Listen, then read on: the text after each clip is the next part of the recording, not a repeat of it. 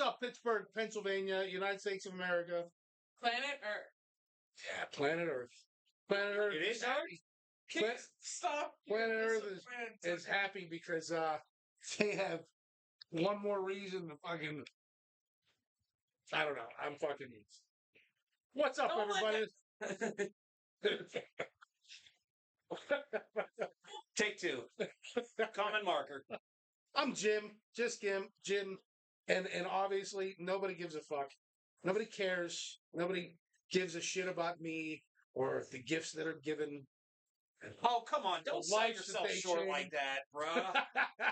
Come on now. Look at the disappointment. Van friggin' Hughes. Look at the disappointment on Layla Paige's face.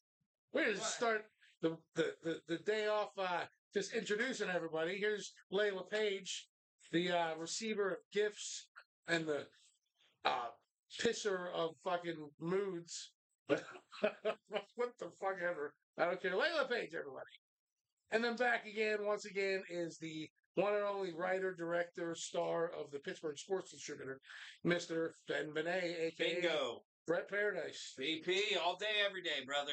And where will we be without the loving, soothing, big old titty loving, motorboating having beautiful blonde Meineke right up here? Well, that's what I thought we were talking about was Nene. Nah. Oh. Meineke, we love you. Can't wait. We got the Christmas show coming up here. You're going to be here. And we love it. Everything. When's the Christmas show? I would say sometime in December. Oh, okay. No, and because I got a Santa Claus costume. Oh my God! Well, we have a drunk, angry Santa that comes. We'd love to have you. Layla Paige, you can come sit on my lap now, little girl. And we'll talk about the first thing that comes up. On Big Bang Bong. That was a penis reference, Mom. Cradle and Raven. Like a hammereth. We got a great show for you tonight. I want to thank our sponsors.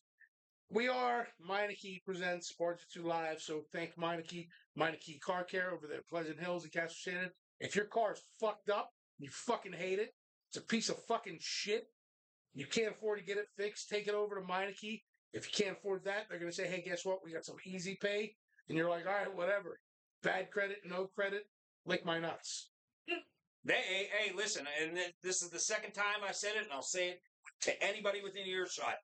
Meineke Car Care in Castle Shannon took care of the truck outside, my truck outside, and I didn't ask for any special customer service, and they took care of me just like they would for each and every one of you. I swear up and down by Meineke Car Care Castle Shannon, and I went in there. I didn't need easy pay because I went Randy Moss style, straight cash on me.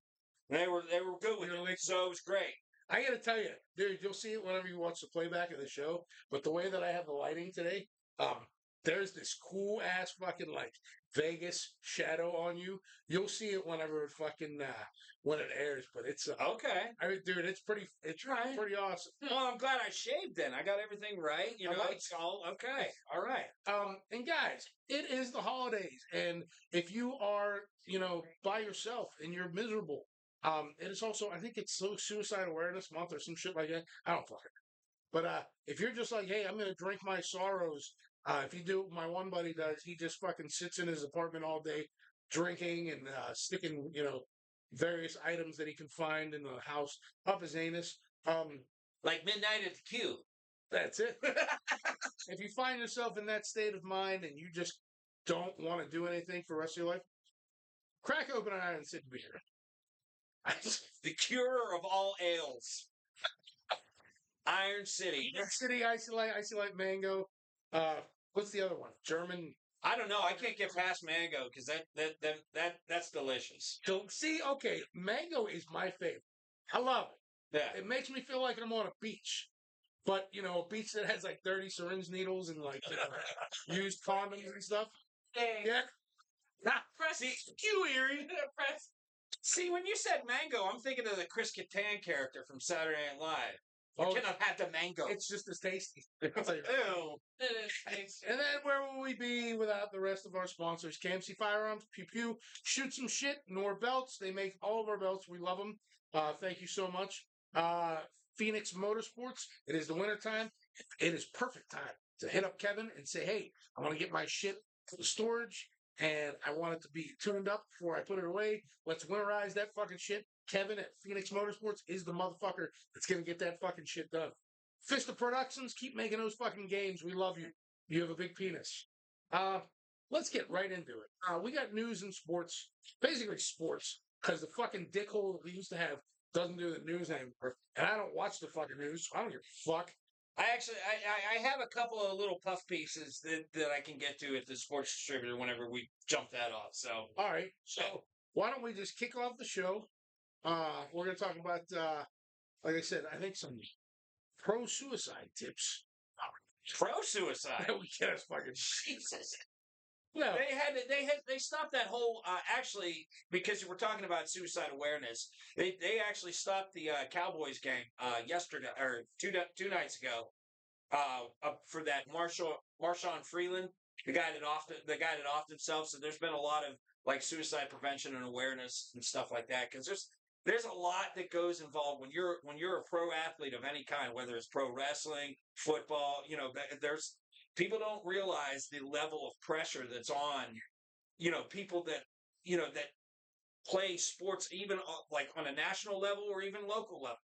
There's a certain dichotomy between what you see on the television, whether it's a game or wrestling show, and what they actually have to deal with. So that's a really positive thing to put focus on. And there are some people in the world that I would just wish took a bridge. All right. Or just had a couple of drinks and walked across the street in oncoming traffic. Honestly, they have a couple of those. Bingo. Like, just, yeah. There's one in particular that I know. Let's just call her Sabrina Toast. I hope so. She's a teenage witch. Yes. That's burned. Yeah. I hope that she either chokes on a ham sandwich or a dick and never survives. Stabbed in the face with a soldering iron. Just throwing that one out there. So we're going to talk about that shit. We're going to talk about the upcoming wrestling match against Jimmy DeMarco, the fucking piece of shit that fucking the never wants to 4'2", 130-pound piece of fucking shit that stole my title 20 years ago. And it's going to be 20 years ago almost to the day. 20 years and 2 days is our fucking rematch. And I'll tell you what, I've been working on it so much, my turds are fucking... Like Randy Marsh level turds? They are. They are current. 9.4 carats. I am measuring them in carats. You just wouldn't understand, Sharon. Sharon, take a look. Oh my God, Randy! All right. With that said, let's get into the Pittsburgh Sports Distributor with Bena. What's going on this week? Okay, I like I said 2 weeks ago, less is more. So I'm just gonna rifle through as much as what I saw. Okay, so on Thursday we had the backyard basketball happened. Backyard basket brawl. Say it 5 times. I dare you. Backyard basketball, where WVU took care of business. They beat Pitts 71-49, and I mean, it honestly, when you go to if you watched any of the game, the Pitt men's basketball, they kind of look like Saturday Night Live, how they're called the not ready for primetime players. They're just not. It just seems like they're young. They're young, and their backcourt is absolutely fierce. If you know anything about basketball, they know how to move the ball around the perimeter. It's just a matter of taking the shot. So, but it was actually a pretty good game. So that was overall not bad. Also on Thursday night football, the Patriots beat the Jets 27-14, and the Patriots are back already. I mean, you talk about a rebuilding program out once Brady and Belichick left. I mean, they're back, and Derek May, their starting quarterback, is probably up for league MVP at this point. You want to hear something real quick? What's that? Funny? This is how much in tune I am not with society. I was flipping through the news, like news sites and stuff, and I saw Bill Belichick on some other team, and I was like, "Oh, look, he stopped by to visit. What's he doing there?" I had no idea he was no longer with the Patriots. Oh, wow. Swear to God. Swear to God. I had no idea. Was he fired or he retired? No, he quit the Patriots because He wanted something different. Now there was a lot of rumblings that he was going to be the Atlanta Falcons head coach. There was a lot of teams that were rumored to be, and he went down to University of North Carolina. And yeah, of all places, like you would think, like that's a basketball school, but they had, they play in the ACC. They're kind of a lower tier team. Kind of a lower tier He team. went to a college? Uh-huh. That's like saying, why didn't he go to Baldwin High School? At this point, when you have all this NIL money, name, image, and likeness money, that's floating around from school to school, it's practically like teaching pro athletes at this point, because you have guys that are transferring through the transfer portal, going from school to school to school, and they're like 19 to 20-year-old hired mercenaries. Well, I mean, that's really where it's at. So it's like coaching a pro program, especially when you're talking about Division 1A level. That's just the way it is. But okay. So on Thursday, also I wanted it because I didn't write just sports distributor. You wanted like some news kind of like a news kind of thing. On Thursday, it was the 36th anniversary of New Kids on the Block coming out with their first hit single, "Hanging Tough." I love it. I love New Kids on the Block. I listen. If there's a karaoke bar, you need to see me do New Kids on the Block. I love Tony Wilbur. Hey, I have to say this before I forget about it. I have a challenge for the FAO's championship belt. I challenge Layla Paige to give me a gift and see how long I fucking hang. Oh, you're gonna have. I already feel disappointed. We'll get into that in a little bit. Ben, I'm sorry, I didn't mean to interrupt. No. It's okay. That $2,000 direct deposit. $2,000 direct deposit coming from the woman that can't stand Trump. I can't stand you, Trump. But baby needs a new set of shoes. Hey, I'm giving away free money. It's everybody's getting right wing. I ain't left wing. Fuck both sides of the bird. Yeah, right. Yeah, it's just like a lot of things in life. There's a-holes and there's real people. So okay. So anyway, on Friday, the Nashville Predators beat the Pens 2-1. It was in Sweden. They lost in overtime. And then also you had high school football, which honestly, that is the best football to watch because it is football at its most pure. Because nobody's in it for the money. So nobody's weird. Yeah. Because I would have thought you would have said the lingerie bowl, but we'll go with college. No. I mean the lingerie bowl. That's you don't want to go down that road with me now. Now, a lot of history down that road. Okay, so Pine Richland and Peters are going to be playing in 5A down in Heinz Field. Imani Christian versus Avonworth in 3A down in Heinz Field, and Laurel Highlands versus Clareton in single A ball. That all happened. They all advanced in their playoff games, and they're going to be playing down in Heinz Field this coming Friday. So that's great. And then on Saturday, Notre Dame actually routed Pitt 37-15 on the football field. Mason Heichel looked pretty pedestrian in the game, and it was just a situation where Notre Dame is ranked number 9 in the country for an absolute reason, and they proved it on Saturday against Pitt. Money? Well, yeah, it's the NIL money. It goes back to what I brought up about Belichick. You're absolutely 100% right. And I particularly hate Notre Dame for the very reason because of the NIL money and because the fans of Notre Dame have this sense of entitlement that everything is owed to them just because they're Notre Dame. A buddy of mine at work had a great idea. He said, if we want to sell shirts, he was like, dude, you could make these real quick, right? I was like, probably. He said, go down to that game and sell shirts that said Rudy was offsides. Hale Pitt. There's a good jump off point though, because of the movie Rudy alone just makes me just absolutely rage with fury about Notre Dame fans, because it's like, you mean to tell listen, if you're watching college football and you see teams and you see guys on the sideline, half of those guys are Rudies. This happens every year, all the time, with every Division I. What makes you Rudy? Sean Astin, whoever you want to say, what makes you think you're so special just because you went to Notre Dame? Get out. Well, you know what's funny? Get out. What's funny about Rudy? In real life, he was a fucking scumbag. Yeah, he was a total dick. And he stole money, and he had like charges and shit.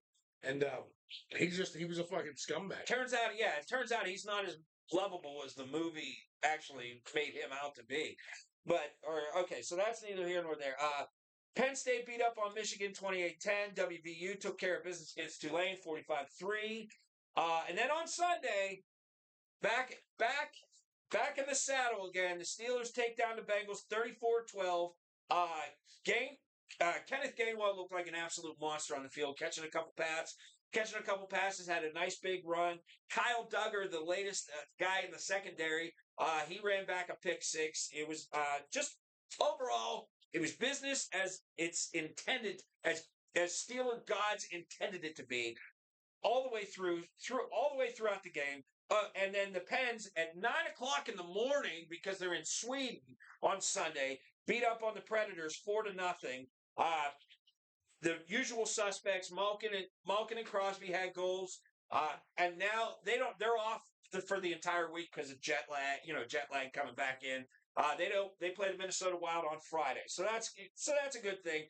Split the series. That's pretty much what you expect out of it. And honestly, at beginning of the year, if you'd have told me that they would be 10-5-2 going into this week-long break, you could, as a Penguins fan, you cannot possibly be happier with what you had going on there.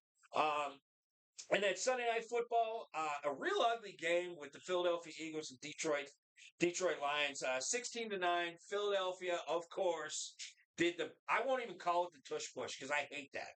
I absolutely hate that. They actually had 4 straight brotherly shoves because it's Philly that actually got them the touchdown, the game-leading touchdown that ended up winning the game. So that was 16, but that's neither here nor there. 16-9, Sunday Night Football, and then Monday Night Raw. Maxine Dupree, the new women's IC Intercontinental Champion. I know that you were watching. Wait, Greg, what? Yeah, they have a women's Intercontinental title. For fuck's sakes, you fucking vaginas get everything you want. Holy fucking shit, Jim. For the women's fucking Intercontinental Championship. Yeah. Oh yeah. Kidding me? Next time they're gonna have a women's tag team championship. Oh, they got that. They got it for Raw and SmackDown. They do, but it's cursed. What? How's that? Any women that win the can only defend it once every 28 days. They either just ultimately end up breaking up, or somebody gets injured, one of them gets injured, or both gets injured, or shortly after winning. It's that's the running thing around the wrestling community. Okay. Women's tag team titles are perfect. I'm trying to. My memory doesn't go that far back as far as the women's tag team, but the women's Intercontinental, it was held by Becky Lynch, which she's not quite turning into the jobber to the stars. I think she's reaching the tail end of her career. It's getting, all her stuff is getting kind of cliche. From one, she's been a cornball. Okay. Talk about oversaturation. Remember the 80s, the 90s, early 2000s, you had the heavyweight championship, Intercontinental Championship. I'm just talking about WWF. You had the tag team belts, and occasionally you had the women's championship. Okay? That's all we needed. I was cool with the European Championship. Thought that was a nice little addition. Okay? But that was all we needed. And fucking now, you got who can pee the fastest championship. And fucking the speed championship. But that's the problem. Is that a real thing? That's 100%. For fuck's sakes. They actually turned the beat the clock challenge that they would have on Monday Night Raw. They actually turned that into a gimmick. So it's and then Nick Nemeth also came back. I don't even know. Nick Nemeth, Dolph Ziggler. Here's the problem with that. When we watched it, when we were fans, when we were marks, you had a nice roster of maybe 30 workers, that were all stars, and they would come out and they would work jobbers on the house shows and on the regular shows and stuff, everything. And so you had, let's just say you had 60 guys, right? And most of the no names were locals from that town. You had 30 guys that were the top stars. That way, at least they could fight each other, and then they could have tag team matches and stuff and everything and all that stuff. So when you had a pay per view, it made sense. These were your stars. Now they have to extend SmackDown. What is it? SmackDown. Yes, it's SmackDown. Yes. SmackDown. SmackDown. Extend it to 3 hours again because they have too many people on the roster. And how do you say, okay, well, we have too many people on the roster. We don't have it. It's lazy writing. Well, And 50-50 booking, to be honest. And, okay, so like I have 300 active roster, workers. Well, we don't have a storyline for you. Okay, well, what if we create a new belt? Oh, let's do that. These are the laziest writers I've ever seen in the history of professional wrestling. I've seen CWF shows that were written better than what's going on in on the mark sheets. That's a pretty bold statement. But no, at least House sat down, Powerhouse Hughes, at least Powerhouse Hughes sat down, had notebooks, and said, well, this is where I'm going with the storylines. And he would do that shit. And that was fine, and it made sense. And he even went up above and said, hey, let's put out pamphlets for each show. If people don't know what's going on, what they're watching, these are the current fucking feuds that are going on right now. He at least tried to bring structure to it. He did. But like now, I thought I thought I was watching the other night. I flipped through. It was on Netflix and stuff. And there was how like the promo comes up and it shows all this stuff. Yeah, right. I thought I was watching New Japan Wrestling. I'm like, what is going on here? And then I thought I was watching like luchador shit. And I'm like, what is going on? It's too much for one company. What they need to do, and I hate to say this, and I know what they're saying is, they're like, hey, we have so many people on our roster. Okay, I know what they're doing. They're keeping that many people on the roster so they can prevent them from leaving and going to other companies or forming a new company so that there's new fucking. So now what Vince always wanted to do, I know he's out of it now, but he wants to bring everybody together. He's like, now I own everyone. And then he goes, well, you'll sit in the back and you won't be on this card. Well, when am I going to be on the card? When am I going to be on TV? You'll be on in a few weeks or something like that when we can use you. But you're not allowed to go anywhere else. Oh, okay. So he's monopolizing the system. The product sucks. It's fucking sour. It's shit. Nobody watches it anymore. Nobody fucking cares. It's trash. I think it's just you that doesn't want to. I just saw, no, it's not just me. Because I just saw that they just recently had the lowest viewership in the history of the show. There is some validity to what he's saying as far as that goes, when you similar to Powerhouse though, at least like I said, I'll give him credit. They created structure just like they do on a national level. But one of the problems is it's so when you watch Monday Night Raw and SmackDown, it is so micromanaged to the point where it's literally move for move, set for set, word for word on the promos. Like there's not as much chemistry anymore. Like genuine chemistry. Exactly.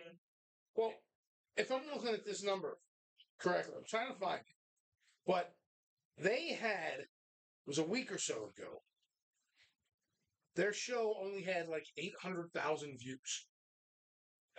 That's disgusting. You would be praising Vince Russo as being a demigod for getting ratings in the 2.5s at the end of WCW when he had the book in WCW in the year 2000.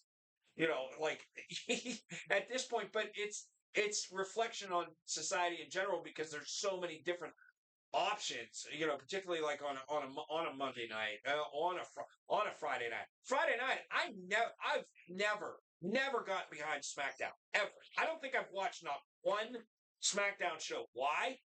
Because when it first came out in 1999, at the advent of the internet, you could read the results because they would film they would tape on a Tuesday. So some mark would post it on like WrestleZone, or God forbid Meltzer, would post the results before. I'm like, why would I sit home when I already know the results on a Friday night? On a Friday night to boot. Yeah, they went back to Thursday and they were at Wednesdays, but like that, you never get a second chance to make a first impression, particularly in professional wrestling. Dude, I'll tell you the moment it went downhill, the very, very, very moment that it went downhill. I'm sure you'll know the date. I don't know the exact date. I can tell you it was a Monday, but the moment that the shit hit the fan and everything went downhill was, I shit you not, I'll never forget it. I'm sitting there watching Nitro, and I hear, I think it was Tony Schiavone, Yep. congratulate Mick Foley on winning the WWF Championship. And I went, what? And I switched over to Raw, and I shit you not, he was in the middle of a match, and it wasn't over yet. And I said, oh my God, they just fucking gave that away.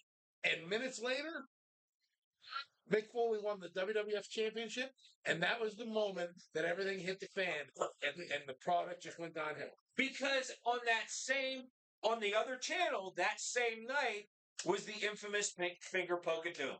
Oh, was it? That was the same night. It was the Atlanta, Georgia Dome, January 4th, 1999. Even though I knew you would know the date.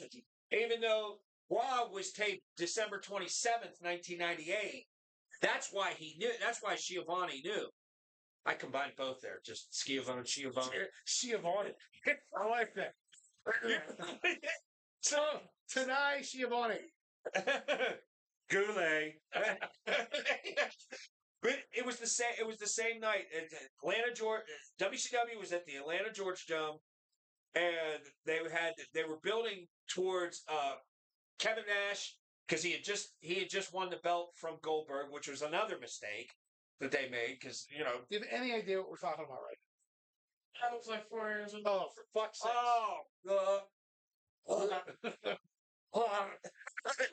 People are, but no. Well, actually, this is a positive thing because we're giving you a history lesson in wrestling, and with you being an aspiring worker, this is a good thing that you're hearing this kind of thing, because the finger poke of doom occurred at the same time Foley's winning the belt, but they screwed up because, as he says, we understand that Mick Foley that wrestled here as Cactus Jack is going to win their world title. Huh. That'll put some butts in the seats. Oh, exactly. That's what he said. That's what he said. Nobody 500,000 people changed the channel to watch Foley, and then 280,000 people changed back because they had a main event that people wanted to see. So they changed back. But then they saw the finger poke of doom, and then they were like, "The hell with this." That's exactly WCW. That's exactly it. They were like, "What a spit in the fucking face." I mean, that's a backhanded slap in the face to everybody that invested their time, money, and heart into watching a product like WCW. Do you know what the finger poke of doom is? Okay, so it was the moment where Kevin Nash. I mean, I have thoughts on what it could be, but it's probably not. What is it? Oh, you don't. No, please. No. I want to hear this. No. Go. It's not wrestling. It is wrong. It is. Oh my God. It has nothing to do with anal cavities. Go ahead. So the finger poke of doom, Kevin Nash had defeated Goldberg for the world championship. Okay. Starcade 98. Now, let me ask, Hogan didn't invoke his 30-day rematch clause or something? Was there something that he did? The running storyline was that Hogan had retired and was going to run for president. And he was there, and so, he was there, and he came, and the running storyline was that, they had Goldberg arrested for aggressively stalking Miss Elizabeth, and he was actually at the jail, is Goldberg going to make it back in time, to run in on the match, and then Hogan shows up for the match with him and Nash, and they were building it like there was legit tension. Now remember, this time, the NWO was the biggest faction in wrestling history. They were just starting to lose steam, though, because, of course, like Bischoff did, in this time, he oversaturated the market with NWO stuff because it was a hot merch seller. I mean, I came within an eyelash of actually wearing my NWO shirt. I actually wearing NWO shirt. I'm not gonna lie, I had an NWO shirt and I had the fucking hat and stuff and everything. I marked out. You know the sideburns either? Oh yeah. Or the mutton chops? Yeah.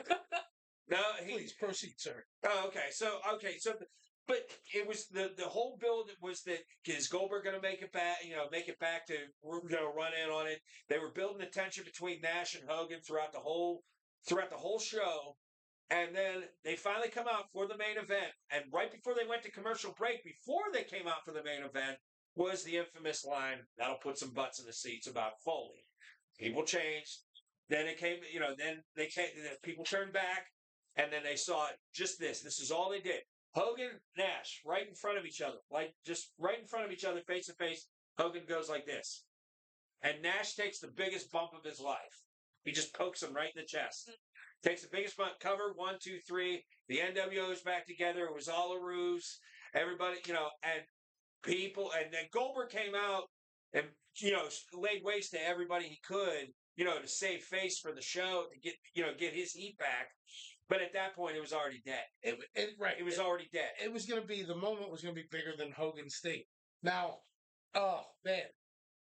That was one of the biggest storylines I followed. Hogan Sting, when, Sting was out of action. He got injured and stuff. And then all of a sudden, you saw him in a rapture, and then he's up there. And everyone's like, oh, look, it's Sting. And he's overlooking the show and stuff. So you would watch Nitro for 3 hours waiting for Sting. And they would wait for the last 30 seconds and he'd be spotted up in the fucking. And he would rappel down from the rafters. And the funniest part about that to me is, psychologically speaking, everybody would just stand there while they waited for him to unloosen his carabiner and his harness. I'm like, why the hell aren't you kicking the hell out of this guy right now? How about the one time when he had the quick release and he did it in 10 feet? He was like, oh shit. He fucking dropped down. He was like, that could have been bad. And then, But he, and so he's spending all the time in the rafters. Everybody's watching the whole fucking show.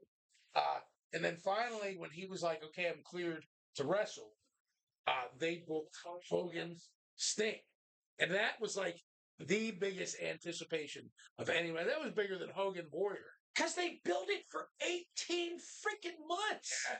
They built it for 18 months. It was this gargantuan build because maybe not every Raw, but every Nitro, it was you would see him in the rafters, but then once a month, he would come down from the rafters and point his baseball bat at Hogan. You're like, oh, okay, they're going to hotshot it now. They did, and they held true to it all the way to Starrcade. And then Starrcade happened, and Hogan basically just kicked the shit out of Sting. Was that 97? Starrcade 97. Yeah. And he just kicked the holy hell. He just kicked the holy hell out of Sting. Feel free to contribute anytime, Layla. She's 2 years old. She's like, hey, dick, I was 2. Meanwhile, I'm sitting there, senior in high school. What are they doing to Sting? I was fucking tuba. Oh, Jesus Christ. Can you imagine? So it's 97. I'm 19 years old. And you look over and you're like, what's up to you? Oh, Jesus Christ. One day soon, I'll be trying to lay some dick. Not me. I'm just saying. Before we went live in general. Hey, listen, I'm not going to lie. Before we went live, I saw the boots that she's wearing, and I wanted to pull a Eliminate All-Star and just go, wow. Not even gonna lie. Clarify.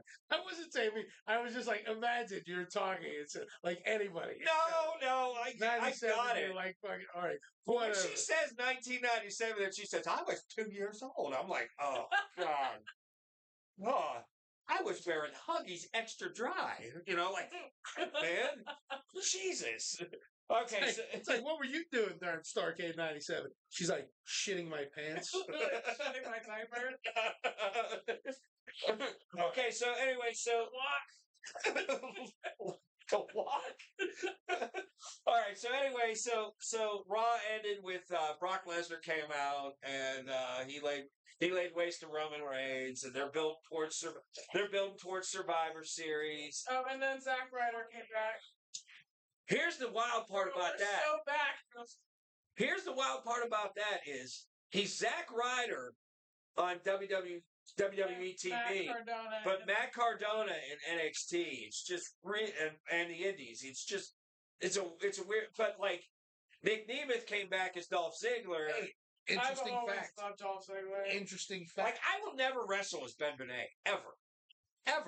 Zack Ryder he was the internet champion, right? Yeah. Interesting fact. I don't know if you knew this or not. Do you know where he got that idea from? Feud. It was he had heard about we put the DVD out. He told me. Yes.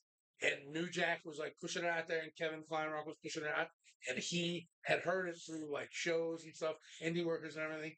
The 2XFW DVD World Champion, he said, "Well, I can be the Internet Champion," and he stole that from us. Oh.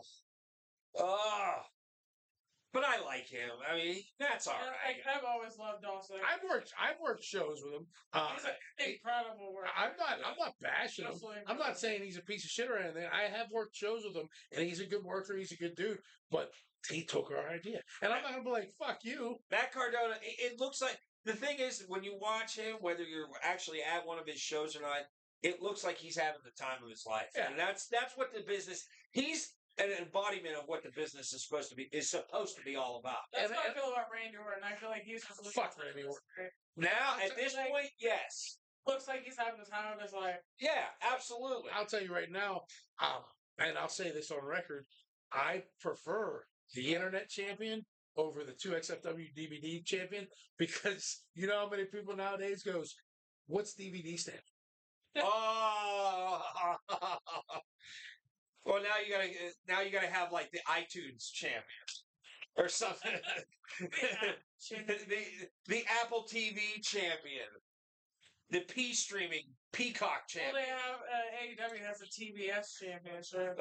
Is that the women's title? Their version of it, like Don't they have the TNT and the TBS belts? They have TBS. I don't think they have TNT. TNT is like their version of the Intercontinental TNT champion. is the men's. Yeah. And then TBS, yeah, it's that's another one that's a whole convoluted situation. So, but they're building up towards Survivor Series since it's a War Games match, and it looks like it's gonna be it could be pretty good, from that. That's my question: is AEW go to last? Because TNA is still around, isn't it? TNA is still. Yeah, but they're like a clandestine developmental program for who runs Impact Wrestling? That's the same thing. It's the same TNA. thing. Yeah, Okay, TNA. They went back to TNA. There's no 6-sided ring. It's. See, after we go off the air, I'll tell you who I was talking to about it. But like a close personal friend that I made over at AEW, like we had like talking on the phone one day. It was like after I got released, he's like, I don't think they're gonna last. Here's my thing. I personally, I admit this. I actually liked the 6-sided ring, but You said you hated it. no. Because if you go back and you look, like when we did the Bar-jutsu beer pong in the ring, it was a 6-sided ring. I enjoyed it, but I actually did like it. But from speaking to many people that I knew that worked TNA shows, they said it was the hardest thing to wrestle. Because you're getting shot out of the corner into going on the ropes. Yeah. Like, it was that. They said you can't imagine doing spots like that. They said it was so unrealistic getting shot off the ropes and having to change your direction. They were like, it was fucking terrible. Have you worked a 6-sided ring? No. It looked like it would just be like a logistics nightmare. That's It's a cool concept, but like once you're actually in there, you're like, nah, I don't like it. No, I'm good. Because any of the spots, you're so ingrained. It's so ingrained to go. Okay, I'm gonna shoot you off the ropes, back body drop. Sell. Arm drag into that. Like the way that you incorporate all that, it just Like, you also say you have to change like trajectory and shit. Like that seems it seems like it was how many steps you got to go before you hit the corner or the. Oh man, see, I totally forgot about that. I mean, I guess just because it's been so many years, but like I forgot like walking, getting into a 16 or an 18 or a 20 and realizing how many steps you got to take from rope to rope. Now I got to get back and fucking start doing that because if I get in there February, I'm like, fuck, dude, I forgot how to fucking do this. But it's only been 7 years. Well, dude, I'm gonna be your enhancement talent to get you ready for this shit. You know that. Come on. Plus, I got to start my burpees. I fucking hate them. I had to do 100 burpees a day for 30 days. Down, out, in, up. Is that what that is? so when you like jump up, Yeah. down to push up, and then I just go beast mode in the backyard with the weights and stuff, and then just run laps and. I'm just gonna take a Curse bunch out the of wall. laxatives and fucking suppositories. I Freak my have shit some out. like the Eno cleanse or the Eno supplements. I'm gonna do whatever. I have like the cleanse ones that literally just I'm flushes thinking you about out. what I think I'm gonna do is I'm just gonna drink a lot of steaming hot water and shove a shop vac in my ass. You're gonna give yourself your own colonic. Yes. Oh, please God, film that. On next episode, your humble narrator does a high colonic Oh my God! live on Bar-jutsu at Scarpaci. All right, to wrap things up with the sports distributor. Last night on Monday Night Football, Dallas beat up on the Raiders 33-16, and Pitt in college basketball, Pitt routed Bucknell 84-50, so they're back to 4-1. Looks like they're on the right track, but they're still not ready for primetime players. So that being said, Dallas Cowboys screw off, and that is it for the sports distributor for this week. Bingo. I like it. We're at fucking 42 minutes, right? 43 minutes. That's because when you get three workers in a room together, and God forbid you bring up wrestling at one point, it just goes off like that. And that's a beautiful thing. And then also Monday was John Cena's last Monday. Oh my God, I almost forgot about that. I actually wrote that, but I was just skimmed over it. John Cena's last Monday Night Raw, and he's the Intercontinental Champion now. I saw the it. men's Intercontinental. What's so special about didn't him, Rey Mysterio, and Sheamus do something? What's this special connection with the three of them? OGs, I guess. OGs of what? They've been there a fucking time. Rey Mysterio has been around since he was sperm. Sheamus is a fucking nobody. Well, I think the Mysterio thing. I mean, his first match was SummerSlam 2002 against Kurt Angle, and it was actually widely regarded as the best opening match in SummerSlam history. It was the match between Kurt and Rey Mysterio, and the reason why I bring that up is because talking about people having heat, like the tradition is X-Pac heat. Like everybody talks about X-Pac heat, and like Baron Corbin. I always call it Baron Corbin heat because why him? For his retirement match, why Baron Corbin? But like with Mysterio, I thought you've got him in the company. You can have him do, Kurt's retirement match, and it would still be just as good, even though Kurt was a shell of his former self at that point. But like Mysterio, I mean, give him his flowers for the longevity alone. Was he probably one of the weakest world champions you've ever seen? Absolutely. But he's been just the longevity of being in the business 30 years. And I'm all right with You know what? John Cena is the Bob Backlund of today. Do you remember when Bob Backlund made his comeback in the 90s? Yeah. I feuded him with Bret Hart. Yeah. I literally was like, who the fuck is this retard? Opie looking muff. And that's John Cena. John Cena is the old former champion that's still trying to get over, and people are like, dude, we see you. Yeah. I thought you couldn't see. Yeah, oh my God. No, apparently people can now. Yeah. Well, like, we see you. His new. I saw that his new logo is like a receding hairline. Oh. No, it's the balls. Oh, is it? Yeah. Yeah, the ball. That shot of like him on the ropes, like in a house show, and you see. Oh like, his oniony hair just going whipped around like that. It's wow. Wow, He dude. got it fixed. Like, you can't even tell them. Yeah, he totally got plugs. like He's hair got guys. plugs. Yeah, or something. He went to Bosley. He went to Bosley Medical. Can we get them as a sponsor now? Bosley Medical. Get yourself fixed up. Bingo. Great plug. Oh, dude. I plugged the pair plugs. I plugged the plug. I It's love it. beautiful. Oh, Kool-Aid. fuck's sakes. All right. So we're at fucking 46 minutes, and I wanted to talk about so much stuff. Give me one thing. Give me one thing about so much stuff you want to talk about, because we can pontificate for a minute. No. I'm good. I started You're out cutting yourself off. I started off the show irritated, and I'm even more irritated. Somebody please challenge her for this fucking belt that she just let. I wanted to do a karaoke contest, but you can't judge that. It has to be something. let the people decide. No, it has to be something that you. It's got to be something that you can. I mean, she had a good point, but I don't think we can air it. Thumb wrestling. No, she could do like a blowjob challenge, and the first one to make the dude nut clearly is the winner. You don't know, honey. Fuck. Well, Jesus Christ. But made that- a body better than but- another man. But Ew, that is- no. But that is a that is a perfect. But No, she's supposed to be that's butt an anyway. it's an example of a challenge that would actually be doable. Would we air it?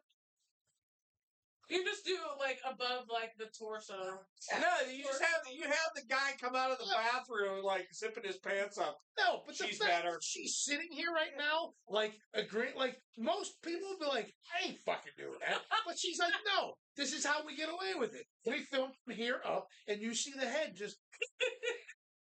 Come on. Ah, This is why we love. done. Stop. Wow, she's really good. Oh, I'm done. Yeah, I'll just stick my finger up her butt. Call it. Call it a day. Wait, now I'm thinking of the movie 10. Stick your finger in the loop of my tag. What a great movie. Second one, What do they call it? The power finger of doom or some shit like that? Oh, she's bringing it full circle. The finger power of doom with the finger poke of doom. But this show is gross this week. Holy guys. I hate to say it, but we got to end it on that one.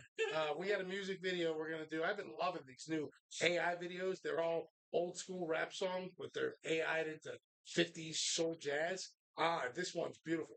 This is Ice Cube with Today Was a Good Day. Oh. But Ben, you got anything you want to say before we sign off? Well, see, you bring up the AI videos, and if you get the chance, look up Mr. Rogers' Monday Night Raw AI. Oh, I've seen it. He heel turns. I've seen it. And It's he's hilarious. like, let me tell you about these children. I don't give a shit about these children. I have seen it. It's hilarious. kids. I saw it. It was like 2:30 in the morning. I was rolling. Son. That's All it. That's it for now. That's it for All now. right. So, guys, we're going to go ahead and end the show. I want to thank everybody. Ben, Sports Distributor, was fucking great. I loved it. Thank you, sir. Layla, yeah, whatever. Yeah. Oh, come on. Those boots. Challenge her for this goddamn belt, please. Hey, you got to give me a challenge. Give me a challenge. I'll get it. We'll Give figure me a something challenge. Thumb wrestling. We'll something. figure Anything. something out. We'll figure something out, and then we'll post it. Booby dance. I got pecs. I think it has There to ain't involve, cups, but I think it has to involve the electronic dog collars. Hell no. okay, yeah, because I'll get my belt back. That's what I'm talking about. Guys, that's the end of the show. I want to thank everybody for watching, and we're going to go ahead and end this with Ice Cube. Today was a good day. From all of us here, Meineke, Bar-jutsu, Iron Said Beer, drink responsibly. We'll see you next week.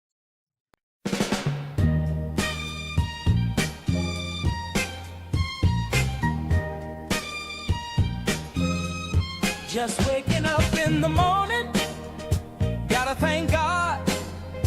I don't know, but today seems kinda odd. No barking from the dog, no small. And mama cooked the breakfast with no hog. I got my grub on, but didn't pig out. Finally got a call from a girl I want.